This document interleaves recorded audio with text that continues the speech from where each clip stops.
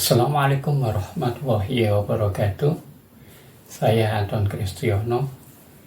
Alhamdulillah, wahai saudara-saudaraku yang dirahmatin oleh Allah, kita masih diberi kesempatan untuk bertemu kembali di pesantren Hijrah Al-Hanif TV. Tentang orang-orang yang murtad, Kiai Haji Didin Hafidudin dalam bukunya yang berjudul Agar Layar Tetap Berkembang mengatakan bahwa sesungguhnya orang-orang yang murtad ini secara laten dalam hati mereka masih ada iman Islam. Ini kemudian saya tegaskan dalam buku saya, Benarkah Al-Quran Bukan Firman Allah? Dalam buku saya tersebut saya jelaskan bahwa berdasarkan pengalaman saya pribadi, kemudian pengalaman orang-orang yang pernah saya tanganin, saya bimbing supaya mereka yang dari murtad kemudian kembali kepada Islam, dan berapa murtadin yang lain, saya mendapatkan suatu fakta empiris, suatu fakta kualitatif bahwa sesungguhnya mereka yang murtad dari Islam tersebut, mereka murtad dari Islam bukan karena menemukan kesalahan dalam Al-Quran, bukan karena mereka menemukan ketidakbenaran dalam ajaran Islam. Mereka justru murtad dari Islam karena tidak mampu memahami ajaran Islam dengan benar. Mereka bisa murtad dari Islam karena mereka gagal paham terhadap kesempurnaan ajaran-ajaran Islam yang terdapat dalam Al-Quran. Kemudian ada faktor-faktor yang lain yang mempengaruhi keputusan orang tersebut untuk murtad dari Islam. Sebut saja faktor X. Faktor X ini bisa berubah tentang pendidikan yang rendah, pemahaman yang minim terhadap agama, kurang kasih sayang, keluarga yang broken home, masalah ekonomi, masalah cinta, dan lain sebagainya. Jadi faktor-faktor X inilah yang kemudian mendorong seseorang akhirnya bisa murtad dari Islam. Tetapi seperti yang disampaikan oleh Kiai Haji Didin Hafidudin dalam bukunya Agar Layar Tetap Berkembang tersebut, jika kita tetap mendampingi, membina, membimbing saudara-saudara kita yang murtad ini, bisa jadi mereka bisa kembali ke dalam Islam. Seperti beliau sebutkan, di daerah Kentungan, Yogyakarta, akhirnya ada berapa kakak ya, berapa keluarga di situ yang sebelumnya murtad, tapi berkat dakwah dari teman-teman kita sesama muslim, akhirnya orang-orang murtad tadi bisa kembali ke dalam pangkuan Islam. Alhamdulillahirabbil alamin. Seringkali yang terjadi, keluarga baru mengetahui bahwa anaknya, saudaranya, atau anggota keluarganya yang lain murtad dari Islam itu setelah terjadinya pemurtadan tadi, terjadinya proses perpindahan agama tadi. Jarang sekali mereka mengetahui gejalanya dari awal, sehingga upaya untuk mencegah supaya orang tersebut tidak murtad itu jarang sekali dilakukan. Yang terjadi justru adalah ketika seseorang tersebut telah murtad, ternyata keluarganya baru tahu, baru menyadarin, sehingga berupaya untuk mengembalikannya kepada Islam. Padahal justru ketika orang itu sudah murtad, ingin dikembalikan kepada Islam, itu justru lebih sulit daripada kita membimbing seorang yang lahir non-muslim untuk kepada Islam. Karena apa? Karena jika seseorang itu lahir sebagai non-muslim itu dia masih awam terhadap Islam, dia tidak merasakan kekecewaan terhadap Islam dan sebagainya. Berbeda dengan orang yang murtad tadi. Orang yang murtad tadi yang seperti saya sampaikan di awal, mereka murtad dari Islam karena adanya faktor X yang mendorong dia murtad. Bisa masalah pendidikan, masalah ekonomi, masalah cinta, dan yang lainnya. Nah, kemudian mereka mengalami gagal faham terhadap ajaran Islam. Setelah itu mereka menelan mentah-mentah doktrin ajaran agama Kristen atau agama-agama lain yang dianutnya. Sehingga inilah yang kemudian mempersulit upaya untuk mengembalikan orang tersebut ke dalam Islam. Jika seorang yang lahir non-muslim, dia belum mengenal ajaran Islam sebelumnya, suatu ketika dia menyadari ketidakbenaran ajaran agamanya, kemudian dia berusaha mengkaji dan memahami Islam dan Al-Quran. Dia menemukan kebenaran dalam Al-Quran, dalam ajaran Islam, kemudian dia memilih untuk memeluk Islam. Tidak ada rasa sakit hati, tidak ada rasa kecewa, tidak ada hal-hal yang lain yang justru membuat dia menjauh dari Islam.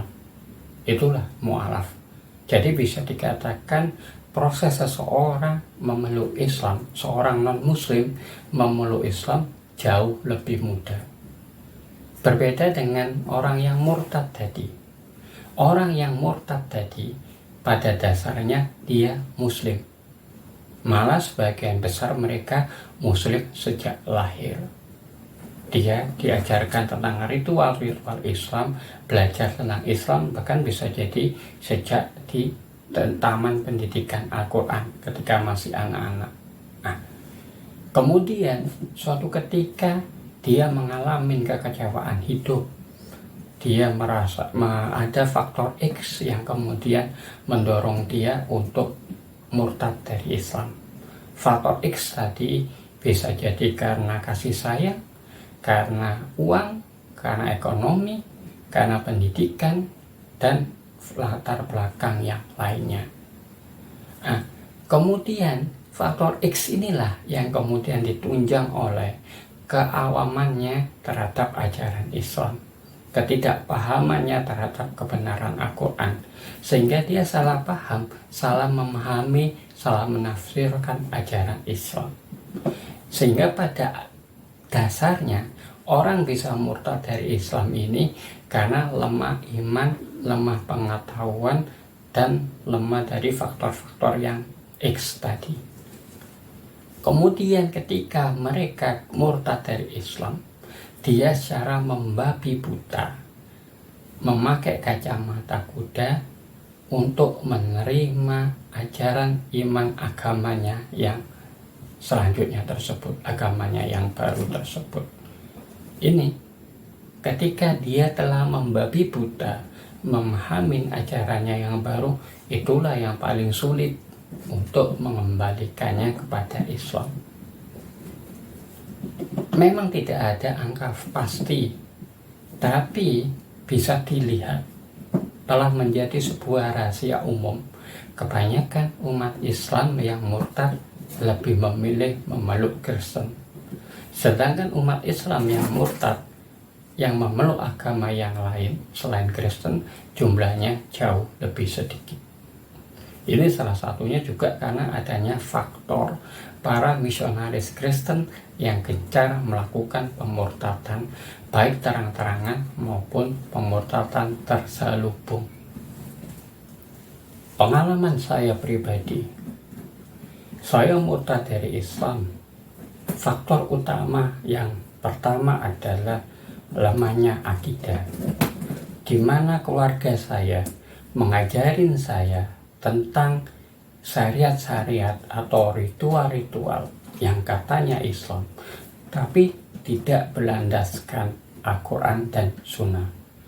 Ya seperti tadi yang saya ceritakan pada video sebelumnya, yang saya sejak umur belasan tahun sudah dididik ilmu kebal, ilmu pengasihan, ilmu mujarabah, dan ilmu yang lainnya.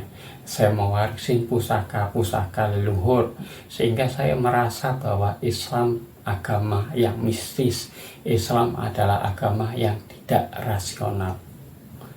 Kemudian, sejak keluarga saya, ketika bapak saya memutuskan poligami, kemudian di tahun 1995, ketika saat itu saya kelas 5 SD, bapak ibu saya bercerai.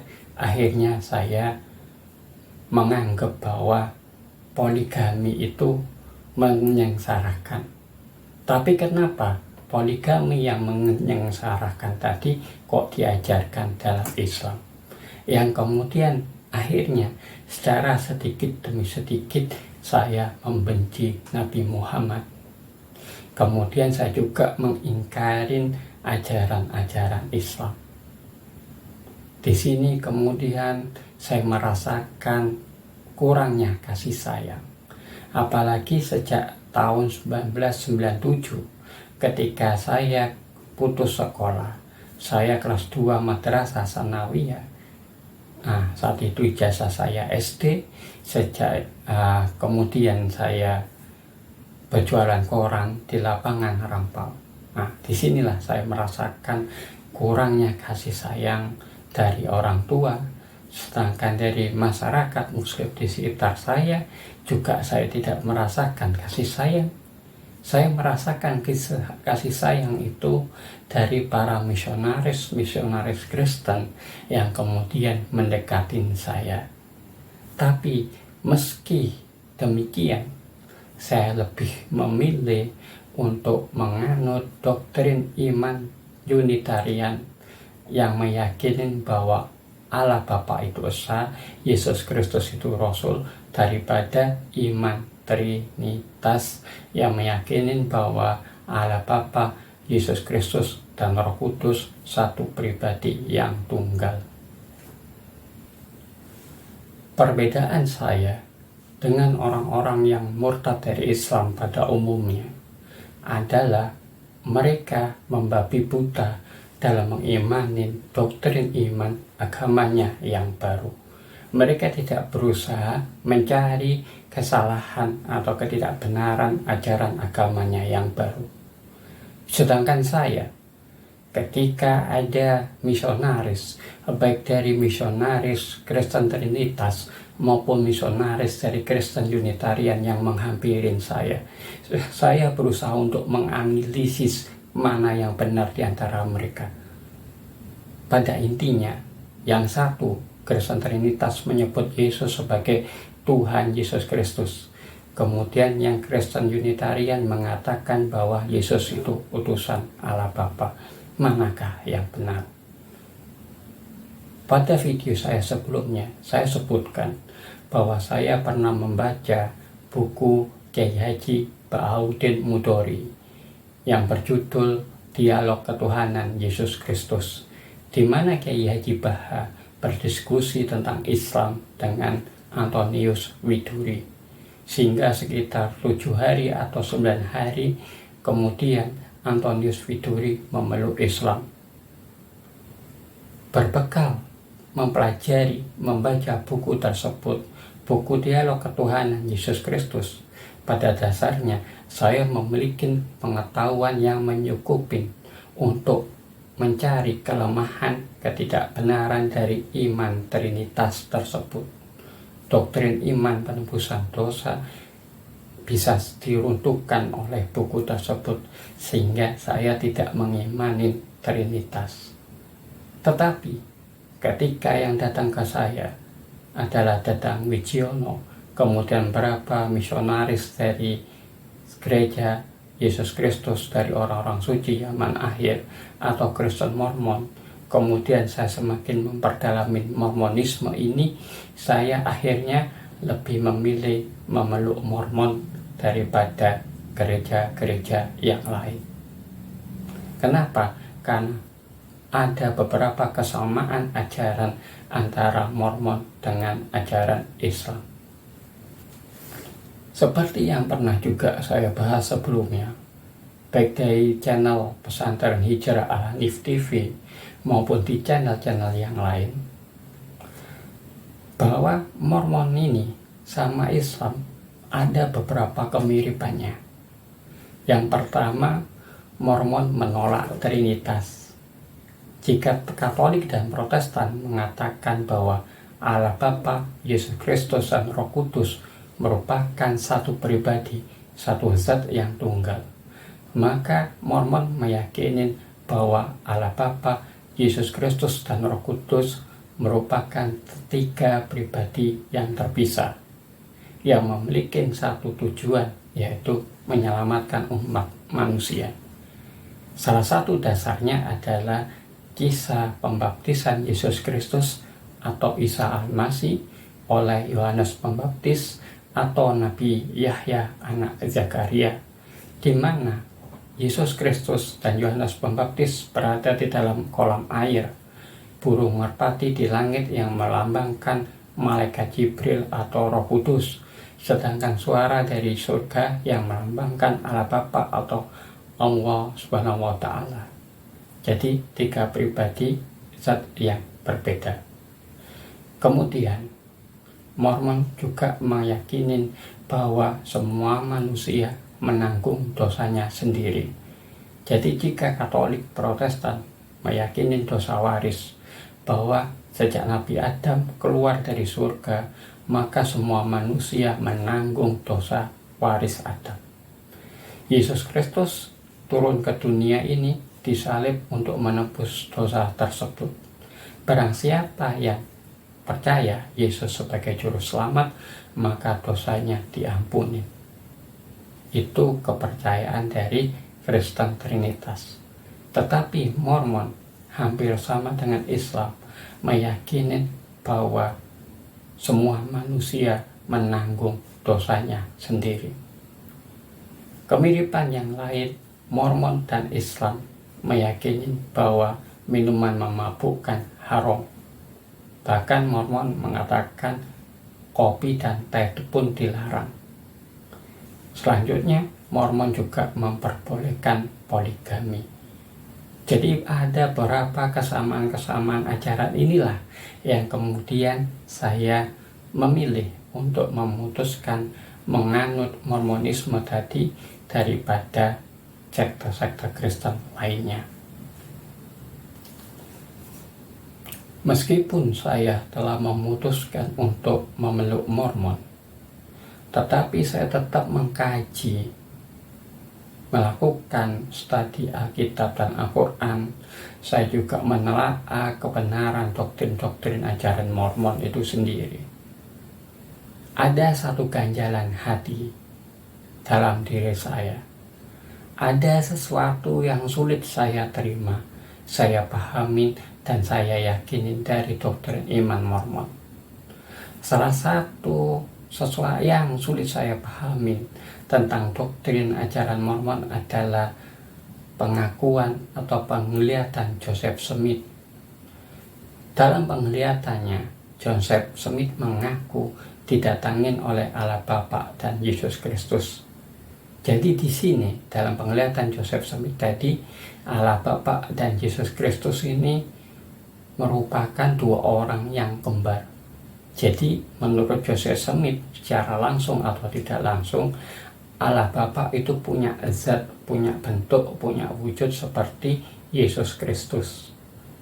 Padahal ketika saya masih Islam, khususnya di surat Al-Ikhlas, itu diajarkan bahwa Allah itu esa, dia tidak beranak dan tidak diperanakan, tidak ada yang setara dan serupa dengan Allah itu.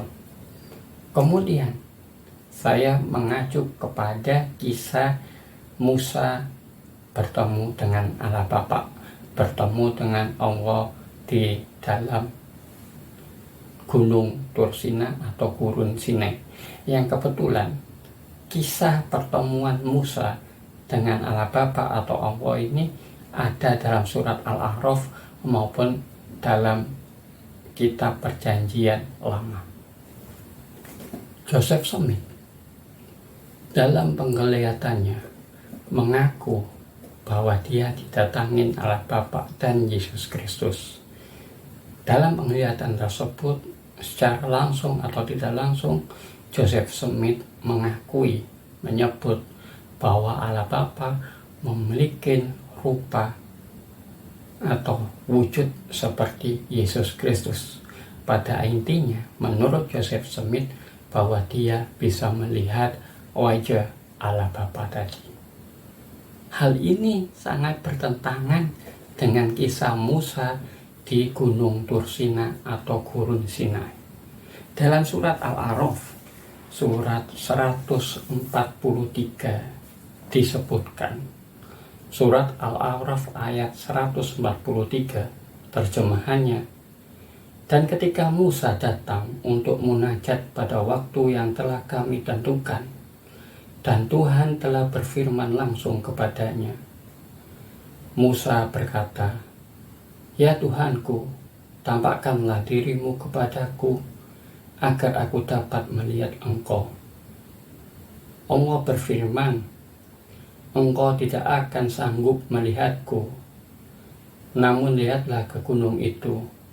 Jika ia tetap di tempatnya sebagai sedia kala, niscaya engkau dapat melihatku." Maka ketika Tuhannya menampakkan keagungannya kepada gunung itu hancur luluh dan Musa pun jatuh pingsan.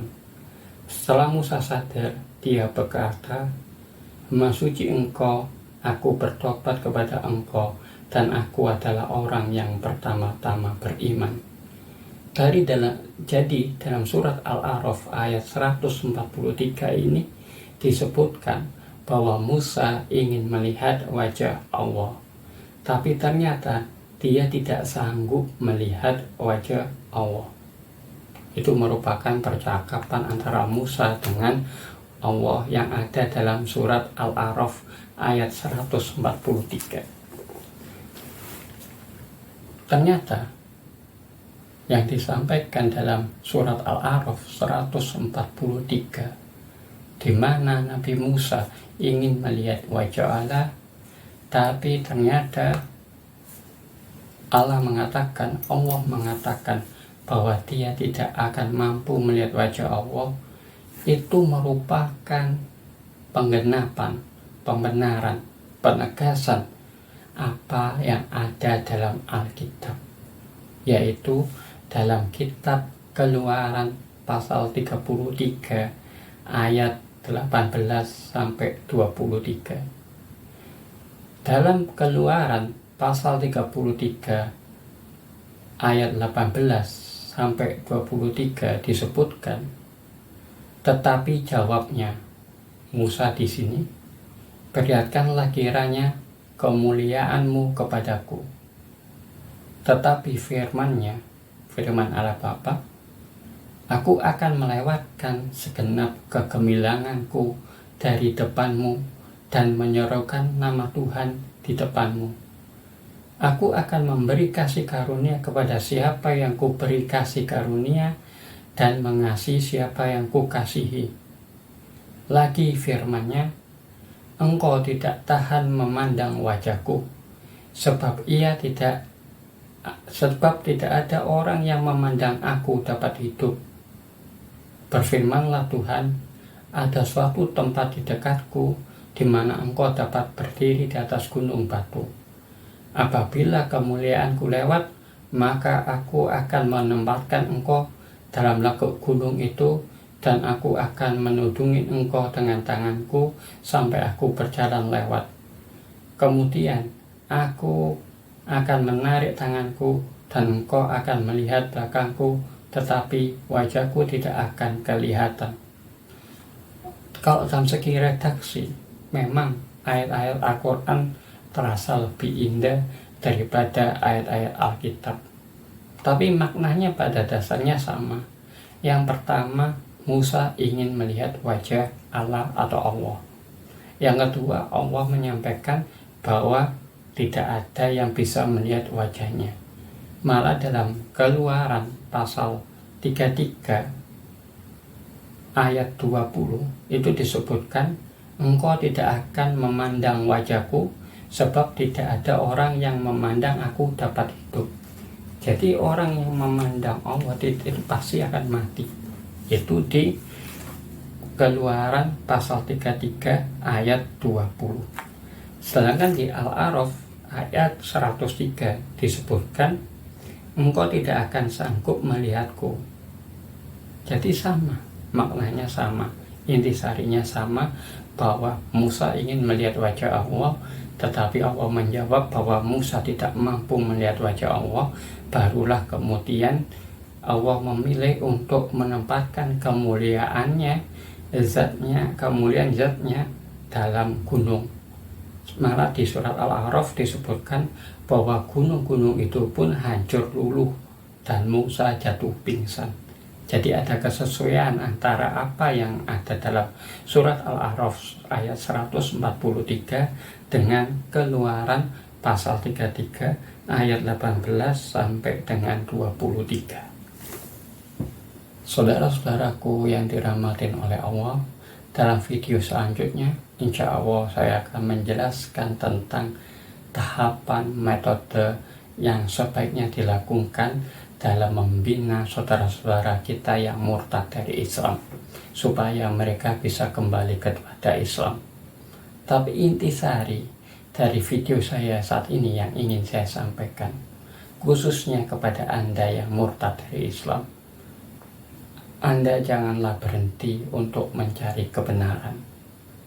Tetaplah belajar, tetaplah mengkaji, dan janganlah Anda menerima cara membabi buta atau menggunakan kacamata kuda dalam mempelajari doktrin agama Anda yang baru. Pelajarinlah apa yang ada dengan sepenuh hati dan mintalah selalu bimbingan dari Allah. Semoga Allah memberikan petunjuk kepada Anda dan bukalah mata hati Anda.